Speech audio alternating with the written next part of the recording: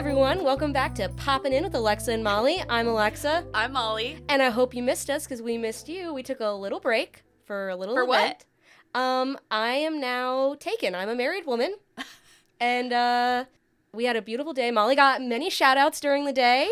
I did. I felt so special. You were one of the stars of the wedding. And the podcast got a shout out. So shout out to you guys. Yeah, getting married was like really good marketing for us, actually. It was because, I don't know if I told you this, but like multiple people came up to me and they were like, "Are you Molly from Poppin' In?" Oh my God, I was love that. You're like, "Yes, I am. Thank you very much." Thank you very much. Like, rate, review, and subscribe. Here's my, I should have brought the cards. Yeah, the cards. The whole wedding, I'm going up to tables, just handing networking. Out. Listen to Poppin' In. Yeah. Everywhere you get your podcast. You like the bride? Listen to her more.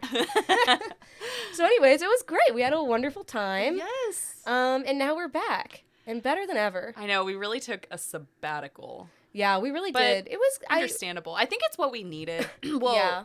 I cannot imagine, also, no offense to you guys, but like doing this and like packing for my wedding, that would have been, I was already stressed. Well, and then also, like, it would have been the day after the wedding as well, which I could have been strict and been like, "Alexa, get your ass back here. We've got work to do." True. But I let you go on your little trip. That. I appreciate that. So, Molly, what have you been popping in with lately? Well, I've been popping in with I'm gonna say John Mulaney. I knew it. I saw John Mulaney last night. Matthew and I saw him for the third time. Wow. Okay. He's Chrysler your Beyonce. Hall. Yeah, we did say that already. Repeat. At Chrysler Hall in Norfolk. Shout out. I don't know why I'm shouting Free them tickets anytime. Yeah, and it was really funny. Good. It was really funny. There's something really like fun to hear, even though I'm not from Norfolk. There's, I'm You're close a 757. by. Yeah, I'm a 757, and it's really funny to hear like someone famous be like, Norfolk, Virginia. Yes, and, it is. And making jokes about Norfolk. Yeah. It's really funny. Like when we saw, it was like Kendrick Lamar in Virginia Beach, and they were like, "What's up, Virginia Beach?" And I was like, "It's me." We're us. They know Virginia. Yeah. It's really wild to hear. Last time we saw him, he was like, "I feel like I'm always in Norfolk, Newport News." And I was like, Newport News? John Mulaney knows what Newport News is? Speaking of which, this is unconfirmed. Shout out Ty, friend of the pod. He said this, but I didn't check on it, but I trust him. So Love Island comes out tomorrow, and one of the people like on the original thing is going to be from Newport News. Oh, cool. Yes, and there's a Paralympian. Oh, okay. And they've already had to, I think, like, get rid of... off? Yeah. Well, obviously, but... For, like, I guess, slurs that people found or something. What? Is it that hard? I think, again, this is just Ty's messages in our group chat, so unconfirmed, but I trust him. He was saying that it actually happened...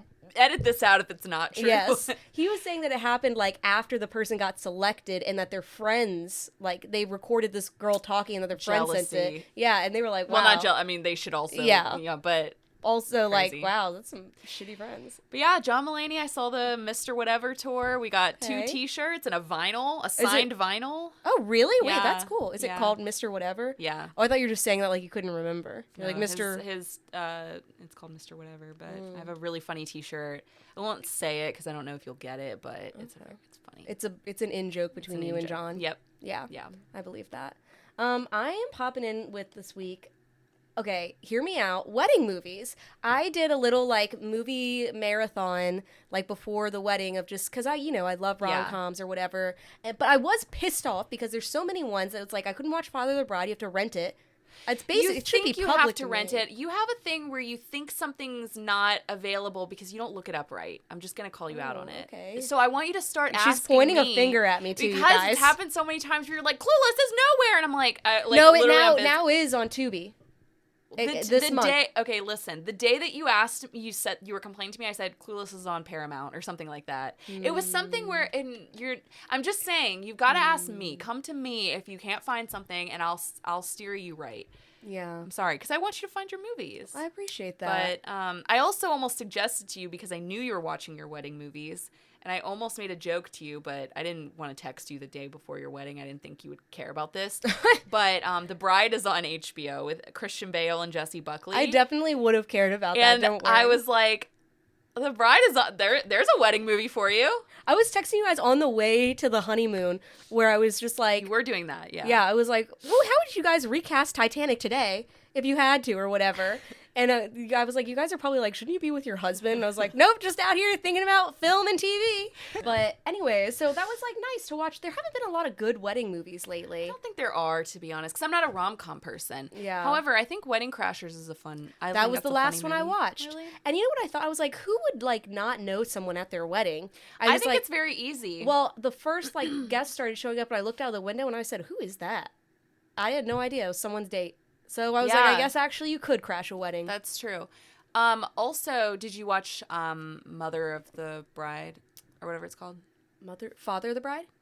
What am I Mother thinking? The Monster-in-Law. Oh, no, because I watched that recently, like a few months ago. Mother of the Bride. I did 4 weddings and a funeral. I did Rachel Getting Married, which is that Anne Hathaway movie. I'd actually never seen it. Yeah, it's really depressing, actually. Yeah, Wedding Crashers. Pride and Prejudice, which I bought on DVD yesterday. I'm so happy for you. But anyways, so a few weeks ago, we saw a little movie with a little bit of a herd following, if you will. Wow. Did you have that planned? I actually didn't. That was right off the cuff, so Wow. I'm pleased with that. Now, no wedding planning. I've honestly been really hitting my marks lately. Your creative juices are now flowing freely. Yeah, exactly. The dam has opened. Get ready, The guys. dam has burst. Get your arcs, because the flood is coming. Yep. Anyway. Anyways. Sheep detectives. Sheep detectives. Is it a herd of sheep? Yeah, right? Yeah. Yeah. Or a flock. A flock of sheep. What's a flock versus... I don't know. Anyways, that's not what the movie's about. The movie's about these sheep who solve a murder. Lovely. It is a lovely movie. I'm seeing a lot of... Can I say something? Yeah. You might not want to hear it. I did enjoy the movie a lot. I think it's a movie that I'm gonna later forget about. Yeah. Because I think, like, I'm seeing a lot of people be like, it's the greatest mystery movie ever. And I'm like, no. I thought it was cute, but Yeah. it was fine. I actually had a moment I was like, who did kill him? Like, I had to, like, think back. Oh, yeah. I remember the ending. But I thought it was very cute. But I do think it's a little overhyped. It is. And I you just know gotta be what honest. also is overhyped is, we talked about this after, Nicholas Braun's English accent. Well, I don't think it's overhyped. I don't know if anyone's saying... He said so. He was like, mate, or whatever. And I was like... it was awful. It was really bad. I was like, I think you need to stop. It's interesting that they cast him, though. Like, I wonder why in a British movie they didn't just cast a British person. Like, there's so many goofy, tall British people. Yeah, truly. You know what I mean? In a good way. Yeah. I love them all. Take but your pick, honestly. Yeah, and that's my, like, favorite genre of men, probably. Same. The genre of person, if really. we could just give Matthew a British accent, perfect. There you go. But I thought... I do like Nicholas Braun. I just was like, I saw him in an interview and he was like, it was like the headline, it was like, how Nicholas Braun perfected a British accent. I was like, baby, he didn't perfect it. It actually really cringes me out when I like it when British people talk about how they do an American accent. I do not like when Americans in interviews talk about how they do a British accent. Yeah, it like, feels disrespectful. Like, is it Anne Hathaway or someone where she... there's one where she's like, you got to do it like it's like bottle or whatever. What interview was like on Graham Norton where I was like, I don't know if you're really doing it right. And all the British people on the couch were like, oh, we don't say it like that. Really? Yeah, but they were like, you're doing it. They were nice. They were like, you're doing it better than we are or whatever. And I was like, well, she's just not like doing it. Yeah. No, it was Emma Stone. That's who it was. Who like it's hard. Okay, she didn't do a bad British accent though. I'll give her that. It's not It's not the best though. I think like. I don't know. Actually, this is a very us discussion on the way back from the movie. We were like, what American actors are good at British accents? And I don't think we came up with a single one. No, because I think Renee Zellweger's is horrible. I'm just going to be honest. Yeah. I think Meryl Streep can do one. She can do anything. She can do any accent, but I've heard her British accent's very good. Okay, she does like almost like a Mrs. Potts voice. Yeah, or Glenn Close. What has she done? Wasn't she British in 101 Dalmatians? Probably. She would have to be. her her biggest film of all time. It was for me. So, yeah. Yeah. I think she was British in that, you're right. But Sheep Detectives, it was really good. It was very sweet. They were like, I thought it was heartwarming. I do think it was maybe a little bit overhyped. Yes. Like, at a certain point, I was kind of like, oh, I would have, like, maybe watched this at home. But there were, like, parts where I think they did the sheep very well. Like, they're obviously CGI sheep. They looked like real sheep. I did think it was Tina Fey for 80% of the movie until you were like... They have similar... I think Julia Louis-Dreyfus and Tina Fey are very, like, similar vibes in terms of, like, character. Like, I think I could see that. Yeah. She would voice that character and it wouldn't be any different. Yeah. You know what I mean? And there were so many famous people in the movie, kind of randomly. Also, so I don't know if you've ever seen the Wes Anderson movie Isle of Dogs. It's a great movie if you haven't You've seen mentioned it. Yeah, it's... I love any Wes Anderson animated movie. Like, I will talk about. But it's about dogs. But Bryan Cranston voices this dog, and it's like he's kind of this like loner of the pack, and there's like a bit where he's seemingly a black colored dog, but then you just find out he's actually like that it was just like mud like the whole time or dirt, or I forgot what it was. I can't remember the full story, but anyway, it really reminded me of his sheep character in this movie because he's also a loner. Yeah. Yes. And I will say I have been thinking about it a lot because they do the animal stare very well, where it's like they do this stare, and that is, I think, the most comical part of the movie is like they're like doing all these things, and then you see the people like looking at them, and they're just like sheep staring. Yeah, you can't see us, but because the humans, I didn't expect this. I actually thought the humans would interact with the animals. Yeah, I don't know why I thought like that. Dr. Dolittle style. Yeah, but no, the humans did not understand the animals. But it really made me think, why can't they? They're speaking English. But I think they're not speaking. They're like speaking English to each other. So it's like, you know how like your dogs communicate with each other, but we don't know what they're saying because they're not speaking English. But I think like the only way we would be able to like do this movie is if they speak English. But I think in like a literal sense, they're not actually speaking English. If this was like a real sheep detectives, you know what I mean? Could have been subtitled. We gotta. But do you want to hear baaing the whole time? I don't know. I want this to be realistic. But I would want it as the actors going bah the whole time. Not real sheep. Yeah. Tina Fey baaing. It's not Tina Fey. There was a really, really sad storyline that almost didn't, and I've seen other people tweet about that. People will say this, where it almost didn't get wrapped up. Like, it got wrapped up in the last, like, 2 minutes, and I was about to throw hands if it didn't. Yeah. I'm talking about Winter Lamb. Summer Lamb? Winter Lamb. Who was this cute little baby lamb. Cutest little... I'm going to cry. It was so sad because they're kind of like racist towards winter lambs. Like they don't like them because they were born in the winter. So most of them, I think it's like the idea is like, or I think it's like that most of them die, but then there's always like one who survives. I think that's what it was. So they're not like part of the summer lamb flock. So then everyone is so mean. And it was really like, because Julia Louis-Dreyfus' character was so nice, like they're all nice sheep. So it's like shocking to me that they could then be so mean to this little baby. Yeah. And it's this little cutest tiny little baby with a cute little voice. Like whoever's little voice actor I was looked him up because I was like, must have been a 4-year-old. He's like 5 or 6 or something. Yeah. And he's a little British boy. Well, so at first, the whole time I thought it was a girl.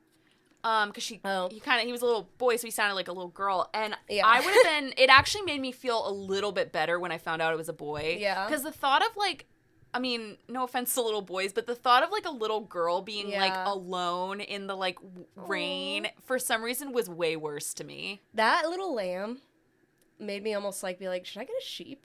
And then I remembered, where would I put that? Yeah. I mean, you have a little sheep. I do. I have a little... Like, literally, that winter lamb was the size of Poe. Truly, yes. So, that part, and it almost did not get wrapped up.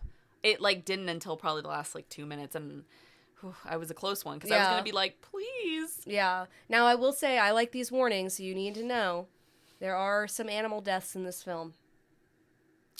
Yeah. I personally like to know. I'm not going to say who, when, what, or where, but just, like, I like to know. I forgot. Yeah, you're right. That did. I was like, no, it was a human. It was Hugh Jackman. Yeah, there was a sweet moment when he died, which isn't a spoiler. Happens in the trailer. Yeah, it is. And like the sheep like puts her head in his hand and just says, anyways, it was very sweet. It was very sweet. I think like now talking about it again, I'm like, that was a very good movie, but it wasn't. I just will say, I do think it was like a little overhyped. Oh yeah, for sure. Like I kind of walked away from it being like, that was cute, but almost forgettable. Yeah. Yeah. And it's a book too, which I didn't realize. I was like, I don't know how they convey that, but I was like, how are they speaking? And I think it's the same thing. It's like they're probably. They're just, It's like Animal Farm. Yeah, exactly. Yeah. Okay, how much have you heard about Mackenzie Shirilla? So actually, when I put this on the notes, I don't know why it made me laugh just reading Shirilla. I was like, It's maybe an interesting name. because I thought for some reason I was like, wow, Molly's out here doing typos now, and then I was like, No. yeah, I was like, oh no, it's just the name. So I actually know that's all I know about it. Really? Yeah, That surprises me. I feel nothing. like I get a lot of true crime on my TikTok, like on my For You page and everything. So maybe that's why for me. I'm surprised you're not more of a true crime girly. Yeah. Every now and then. I get into like fixations. Yeah. I get into real, like, I watch a lot of body cam footage. Okay. And I watch a lot of like A&E, like, one night I literally spent 45 minutes watching a compilation of teens going to prison. It was teens being sentenced. I could see that. It's like, it's not comforting, but sorry, that's not comforting. Yeah. That's really tragic for a lot of people. But it's, for some reason, it's like very fascinating to me. And I think, like, I'm not the only one. So, okay. I'm just picturing like you before bed, you're watching it and you're like, yeah, lock them up. It's not before bed. It's like when I wake up in the middle of the night, which sometimes happens, you know, 3 a.m. Yeah. Can't fall back asleep. Yeah. Just Same. full blast iPad in Matthew's ear. Like, yeah. You just hears like jail cells slamming. Like, okay. Yeah. So this, and I'm saying that because, like, I think that's why people were so drawn to this case. Mm-hmm. It's getting a little toxic for me. I've been fixated on this case. It's all on my For You page, all of the jail calls, like, I gotta stop. Okay. But I can't. Yeah. And so a new documentary just came out on Netflix, so now it's getting like a little bit more attention again. Mm-hmm. But it's a documentary called The Crash, and it's about the Mackenzie Shirilla case. So if you don't know, she intentionally, which she says it was not intentional, but she was accused of, when she was 17 years old, crashing her car into a brick wall while going 100 miles per hour, killing her boyfriend Dominic Russo and their friend Davion Flanagan. Okay. And so the incident took place in Strongsville, Ohio, which Strongsville, Ohio, and my first thought was like, damn. I'm thinking Idaho, sorry. Damn, that, like, those, like, bracelets and t-shirts must have gone really hard during that memorial. Strongsville. They popped off. Strongsville strong. You know what I mean? I don't mean to make light of it, but that was my first thought. Yeah, absolutely. The branding is strong. But it's just an interesting... Oh, yeah. Sorry. Again, not funny. This is because I'm about to get into like some very sad like stuff, but facts about this case. But basically, so Dominic was, like I said, Dominic was her boyfriend. This was interesting. They were that kind of toxic on and off boyfriend girlfriend. Like, she was 17 living with him. Like, her parents, you can tell these were parents, and you'll have to look her up later.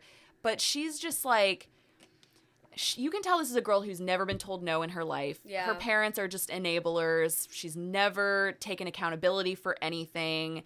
And I say that because it is so clear in the jail calls, in the documentary, especially, that, like, her parents were just, like, her friends. You know what I mean? Mm-hmm. Like, they did not care that at 17 years old, she was just, like, living with her boyfriend. Yeah. And she, basically, one night they were coming home from a party. It was like a hangout with like their friends, but they were doing drugs. And she was driving the car and, you know, like I said, drove into this brick wall going 100 miles per hour. And Dominic and Davion were pronounced dead at the scene, but Mackenzie was life flighted, and she almost died, but she was she eventually recovered in the hospital with like all these broken arms, ribs, all this whatever.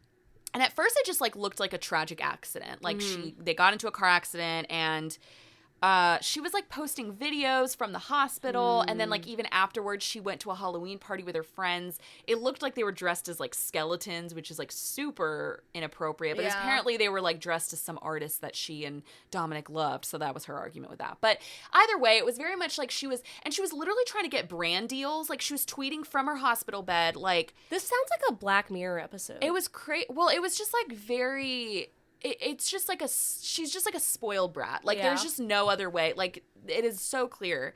And, I mean, among other things, like, she might also be a murderer. But, like, just as a person, she's just, like, you can tell there's just nothing, like, up there. Like, she's just, I don't know. It's crazy. But basically police kind of started to believe that she intentionally crashed her car. Like, they discovered that the vehicle was in perfect working condition. So it wasn't like, because I think they tried to say at first that it was like there was something wrong with the brakes. And then she also tried to say that she had POTS.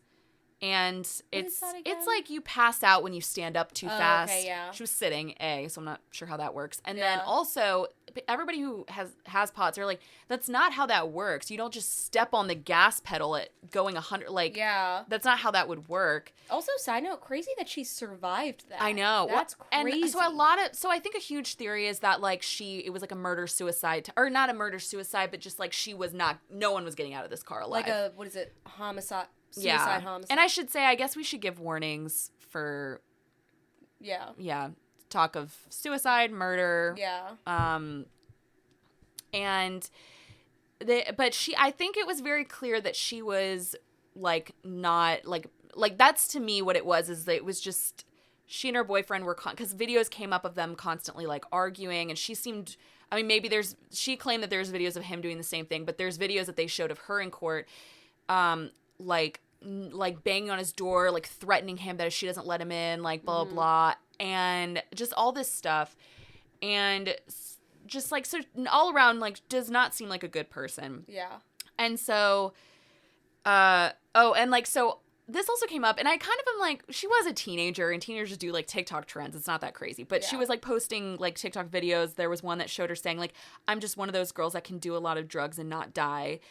Which, like, the documentary focused a lot on that, and, like obviously Charlie in court. Sheen. Yeah, like, in court, they focused a lot on that. Because I think, like, so the drugs, I think, were found in her system. I was a little unclear on that. Like, I think they were doing drugs at the party, but then it was, like, I need to look into that more. I can't fully remember what they were saying in the documentary, if drugs were found in her system. But, but she claimed, like, that she blacked out during the crash, and she doesn't remember... Conveniently, she doesn't remember turning, and it's like everything from there is where she can't remember anything. And her mom, when her parents are being her parents are interviewed in the documentary, and like later she's interviewed, which is super interesting, and I'll get into why that's interesting. But her parents are interviewed, and like, you know when you can just tell someone's lying, like they're just liars. Like her mom was like talking about how Mackenzie kept saying she couldn't remember, and she was trying to remember, and she's like, Mackenzie, you can't remember. It's okay. You can't remember. And it's like, yeah, okay. Yeah.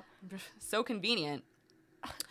And anyway, so basically they kind of believe that it was like a murder-suicide that she was trying to commit because she didn't want Russo to break up with her again, Dominic Russo. God. And so the police tracked GPS data from her devices and discovered that she had actually visited the area near the crash scene 3 days before the incident, like maybe preparing for it. Do you know what building it was? Like, I don't know why, but I'm picturing like a fast food place. No, I don't know. It was a brick wall. That's all I know. They might have said, but I'm not sure.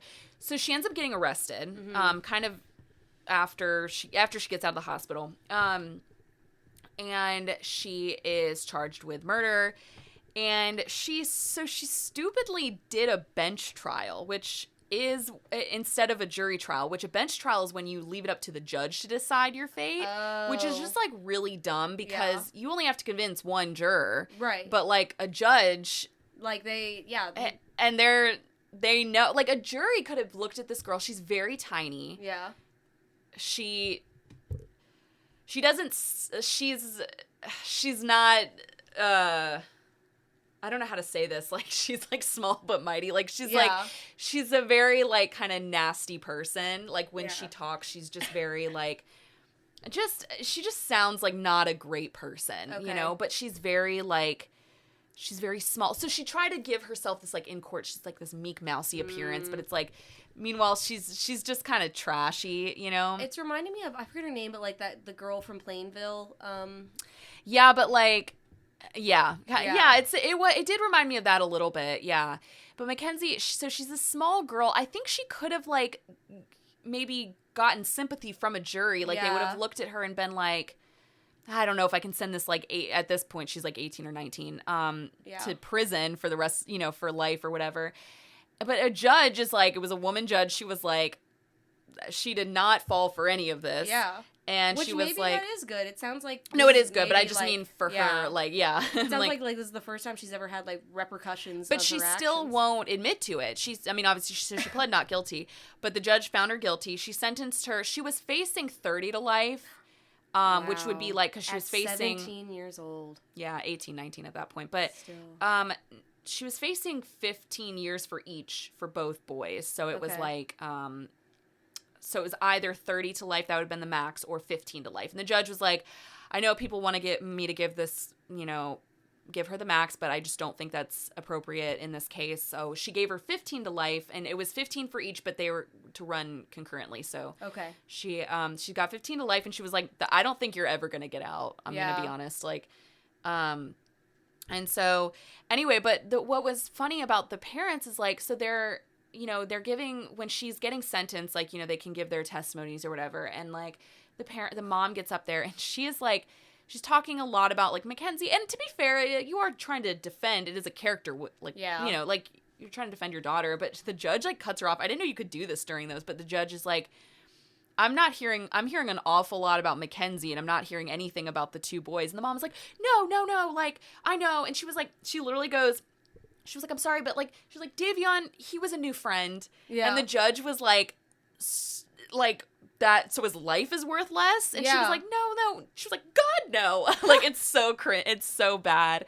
And I feel like they shouldn't let a parent be a character witness anyways. Like, that seems... Well, no, it's like during I'm saying character witness, but it's like during, how like before people are sentenced, that everybody, like the families can come up and be I ask you to give them the high, the maximum sentence because this blah, blah, blah, and they can talk about, they can address the person. Okay. So her mom was like speaking for her and whatever. So she got 15 to life. She's in prison now.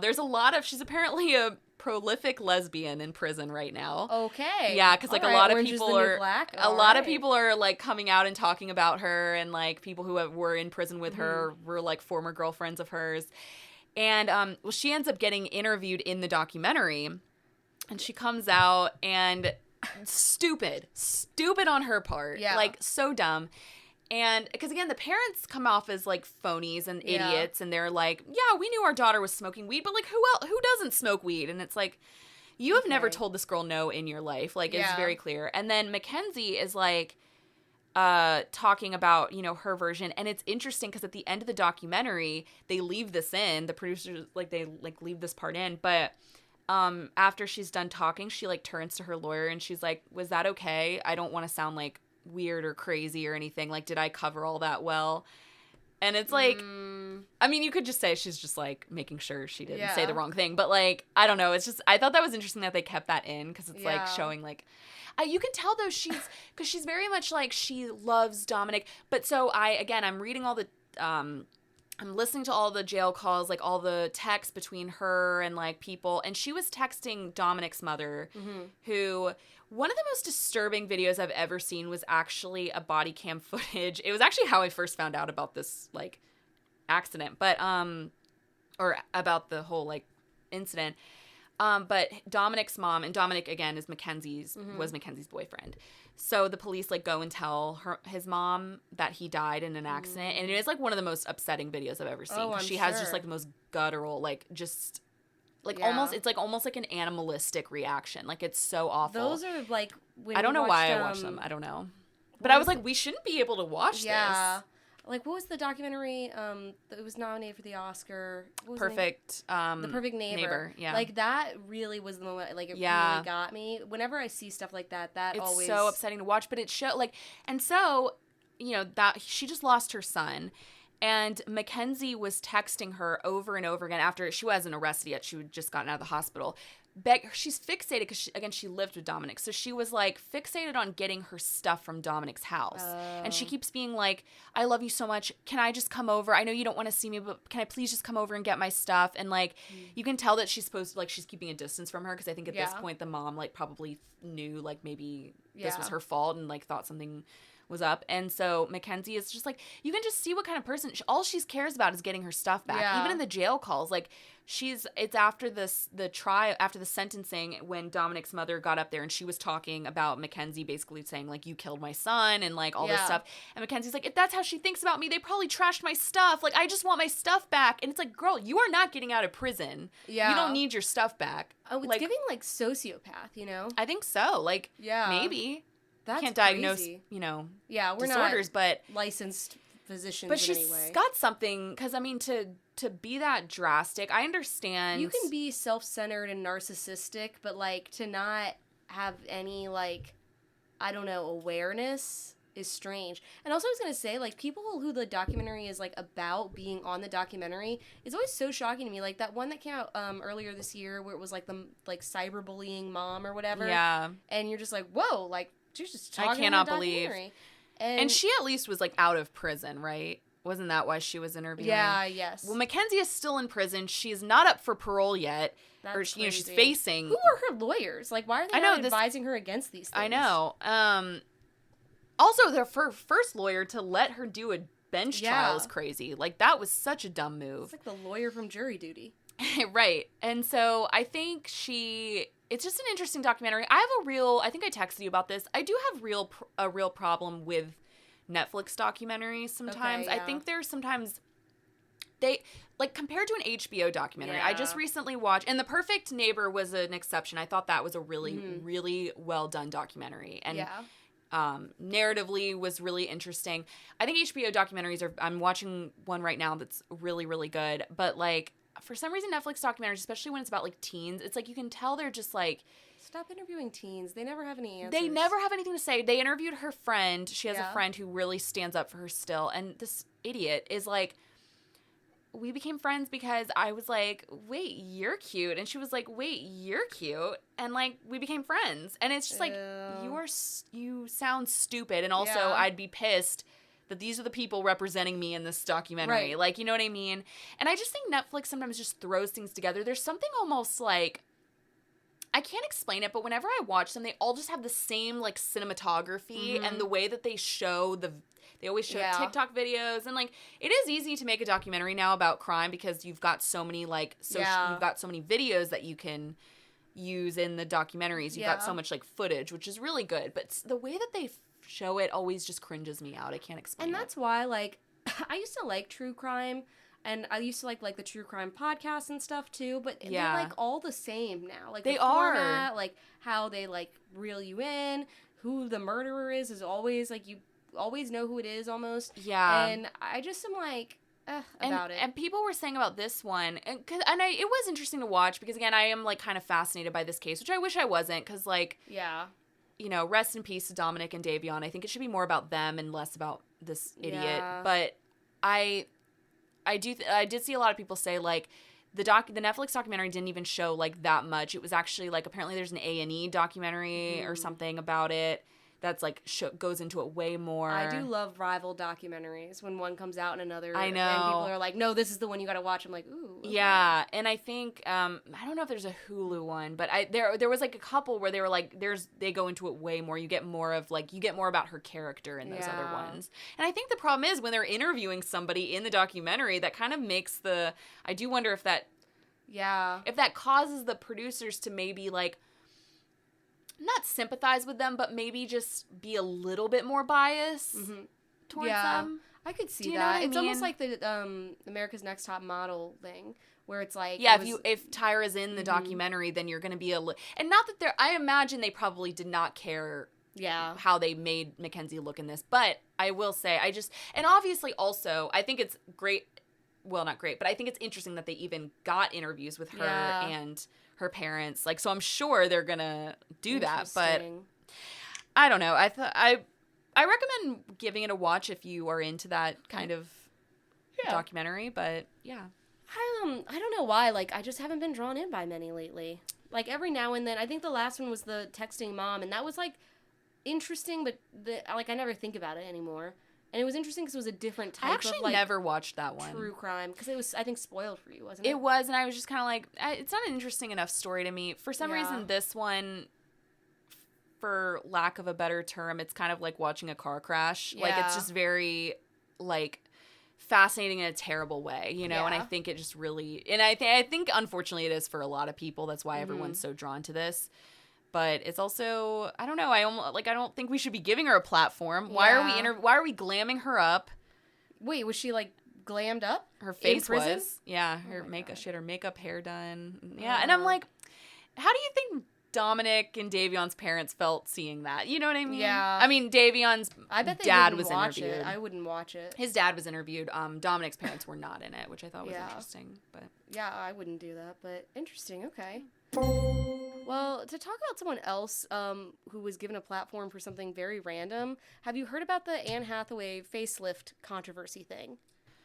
I have not at all. Okay, so I go back and forth on Anne Hathaway, I will say. Sometimes I'm like, wow, I love Anne Hathaway, and sometimes as a person I'm kind of like, okay, I think she just needs to chill a little bit. Yeah. But anyways, this was kind of like unprompted, but in an interview with Elle, she talked about a video that she posted back in March of, it was like her like beauty team as she's preparing for the Oscars, that showed like her trick for like making her face look snatched, which is like she basically has these like fuck ass braids underneath her hair all the time that is pulling it back, and like that's what like makes it snatched. And I guess they were like, they asked her like, okay, well, are you saying this to address facelift rumors? I think the interviewer was kind of like, okay, no, like nobody really asked, but sure.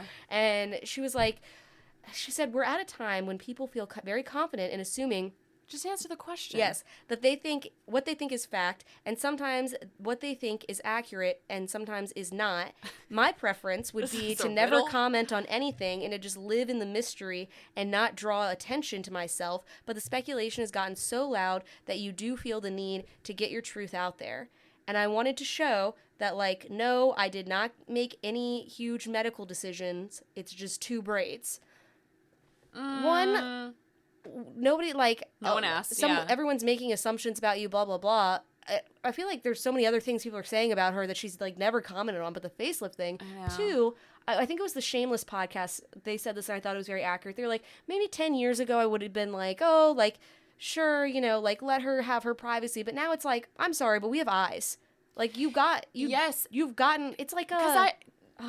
Well, go ahead. Well, it's like Kendall Jenner being like, all I've gotten is baby Botox. Yeah. And it's like, you have a different nose. Yeah. And I think, like, I remember people, because she is beautiful. Yeah. But people kept being like, she's aged beautifully. And everyone's like, no, she hasn't. It's facelifts. Yeah. Like, and that's okay. Yeah. But she's gotten work done, and that's fine. But don't say she's aged beautiful. It's natural aging. Like, that's not true. And it just, like, makes me mad at this day and age when celebrities, like, deny the plastic surgery, because it's like, okay, well, like, other women and people are going to look at you. Yeah. And if you're still being like, I've gotten nothing done, like, you're just really upholding, like, an unrealistic, strange beauty standard that is just, like, not healthy for anyone, especially you. And I'll be honest, you just kind of look like a fool, because it's like, maybe she hasn't had a full facelift, which she's definitely had stuff done. Yeah, and again, to say it's 2 little braids. Who was asking? She didn't even have to bring it up, right? Yeah, If she brought it up herself, then... Yeah, she was like, I just really need to address the rumors or whatever. It's like, okay, everyone has a facelift. It's fine. You in that movie, what was it, like the One Direction-esque movie where she, like, dates the... I don't remember something, what it's called. Yeah. But anyways, I'm like, you definitely have had work done because your face doesn't move when you cry. And you look beautiful. I still think she's a fantastic actress. She's beautiful. But it just made me, I was like, why? Yeah. Why are people doing this? And again, to say it's 2 little braids. They're like maybe an inch long that are like, she's saying are pulled back. Yeah. As if. In what world? Yeah. No offense, Anne Hathaway. I do love you. Please don't hate me. But I just was like, okay, I think maybe we need to chill. But I think it really, like, boils down to, it's hard as women are getting older, actresses in their 40s. I mean, like, Kirsten Dunst is talking. I don't think Kirsten Dunst, and I can't say this fully, but I don't think she's gotten at least much work done. Yeah. She's still pretty natural. for the most part. And she's talked about how hard it is to get roles at her age. And I think that that's what they're kind of all fearful of. I mean, they're getting to an age where it's like, what roles are there for? If they're in a rom-com or a romance, they're in a movie where it's like, the whole thing is, it's like she's a cougar and she's dating a younger guy. Like it, and I think that's what they're all like kind of fearing, is getting to that age where they're afraid to age naturally because they're like aging out of roles. Right. Which makes me mad because I'm like, you know, I look at Kirsten Dunst or Rachel McAdams or she still looks pretty natural. Yeah, I don't think she's really had anything done. And I'm like, they still look beautiful. Like if you put them, like why can't they like get a younger guy? Like it's just because we're positioning movies this way. And I don't think we have to. Like if we make it real, like Renee Zellweger in the Bridget Jones you watched, which was the worst one, but the like where she dates Leo Woodall, she looks like but I guess her my age, point is like they make a big deal out of her, like it, like the main plot for these women are like they're dating a younger guy, and it's like, well, why can't we just see them in a romance? I mean, there's older guys in movie, like why can't we just see them in a romance with a guy their age? I mean, early 40s is not or old, but I mean, I see plenty of movies, romance movies or whatever, where the guy is old and ugly and he's dating a young woman. Yeah, especially like in the 90s. Yeah, and I'm like, okay, well, it just makes me, it's not, I understand why she's doing it. I'm not necessarily mad at Anne Hathaway. No, I mean, think just like the do standard. it, but don't lie. Yeah, and now that like things are more accessible, like we've talked about this before,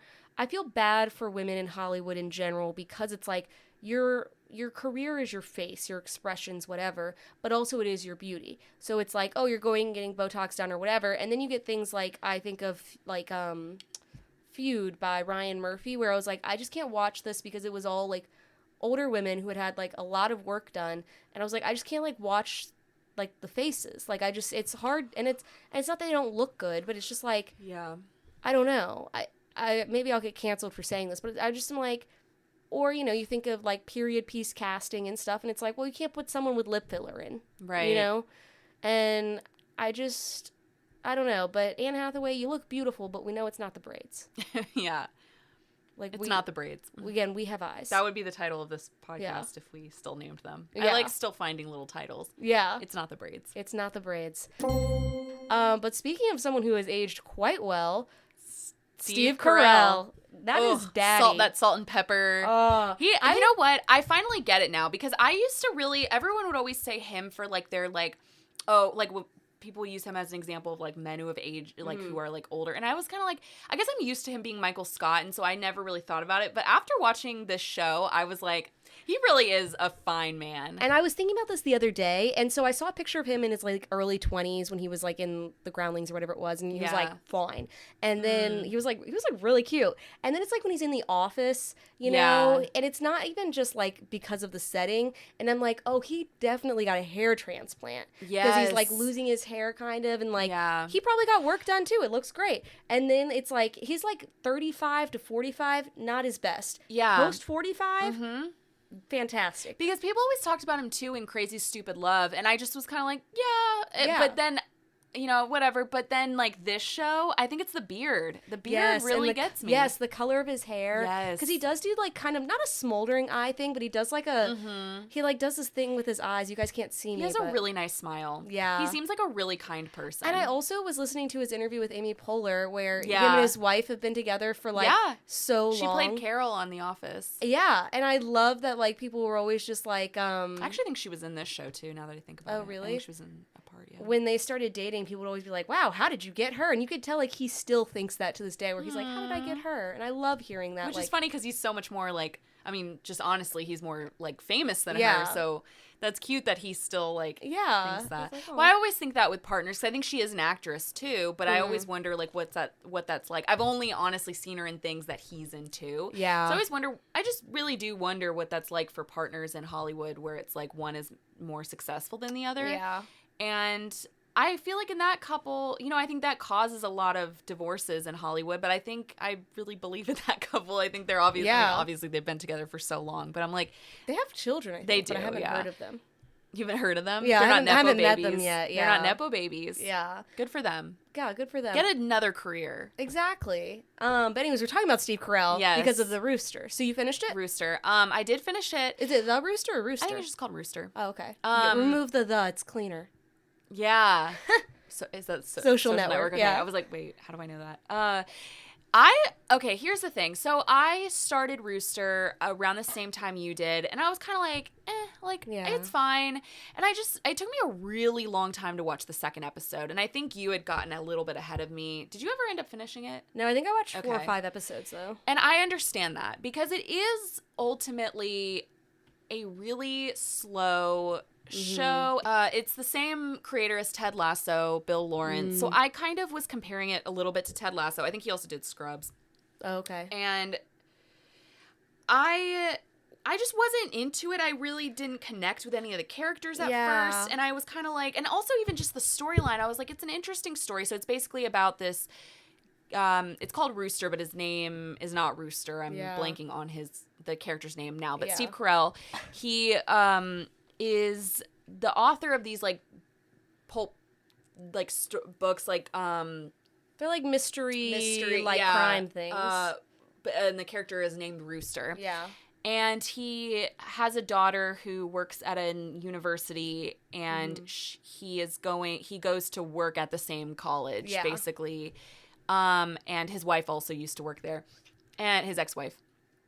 And he wants to like be there for his daughter because she just got cheated on and broken up with by her. Were they married? Yeah. Yeah. Her husband, who had an affair with a student. A grad student, Student, yes, that's true. I'm surprised he didn't get fired for that. I guess because grad students are maybe different. But and I guess he wasn't his student.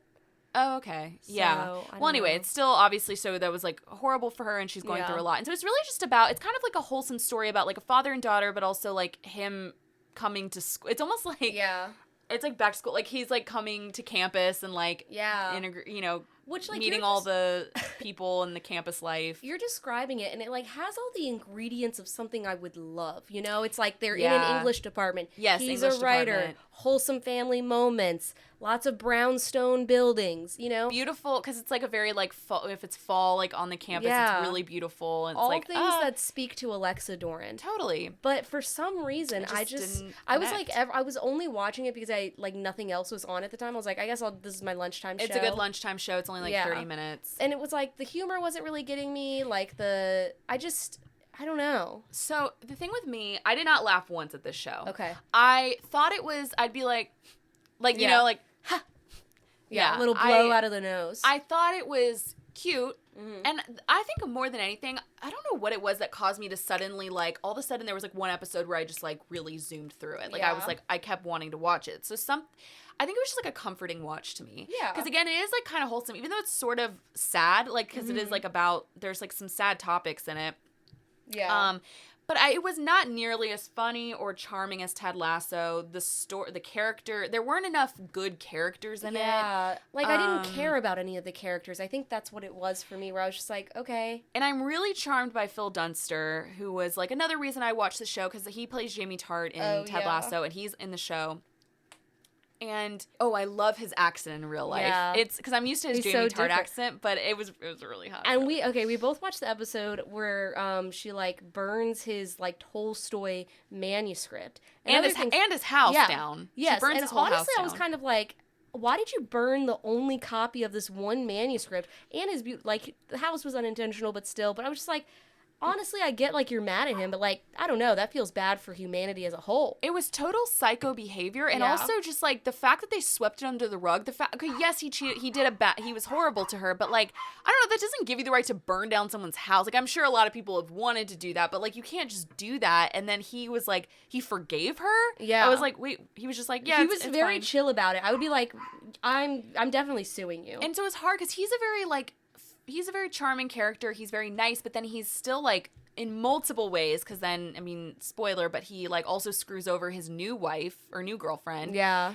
And it's just, like, he's just such a trash person. So it's, like, it's hard to relate to you. Like, it's hard to like this character. Yeah. But I loved Steve Carell's character. I did, too.